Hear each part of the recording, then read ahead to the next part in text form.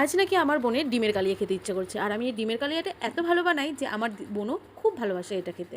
সেই জন্যই আমি কিন্তু 3টে ডিম নিয়ে নিয়েছিলাম, সেদ্ধ করতে বসিয়ে দিয়েছিলাম। তারপরে কিন্তু সব কিছু কেটে নিয়েছিলাম, এই যেমন ধরো রসুন, পেঁয়াজ, টমেটো, লঙ্কা, যা যা লাগে আর কি সব কিছু দিয়ে। আর মশলাগুলোও কিন্তু সব আমি জোগাড় করে নিয়েছিলাম। তারপর অল্প ডিমটাকে হালকা পাতলা করে ভেজেছি, কারণ বেশি ভাজলে না একদম ভালো লাগে না খেতে, আমি একটু হালকাই ভাজি। তারপর আমরা দুজনে মিলেই রান্নাবান্নাটা করছিলাম, আর দুজনে মিলে রান্না করব, আর সেখানে একটু অঘটন ঘটবে না, এটা কি হতে পারে? তারপর পেঁয়াজগুলো একটু ভেজে তার উপরে মশলাগুলো দিয়ে দিয়েছিলাম, আর বাড়িতে যা যা মশলা ছিল সব কিছু কিন্তু অল্প অল্প করে দিয়ে দিচ্ছিলাম। আর যখনই দেখবে একটু কষানো হয়ে গেছে, ওই তেলগুলো একটু উঠছে, তখনই কিন্তু ডিমগুলো দিয়ে দিবে। আর আমি পুরো ঘেমে গেছি, আর যেহেতু আজকে এত গরম ছিল সেই জন্যে কিন্তু তারপর আমি একটু অল্প জল দিয়ে দিয়েছি কড়াইয়ে, কারণ যেহেতু কালিয়া।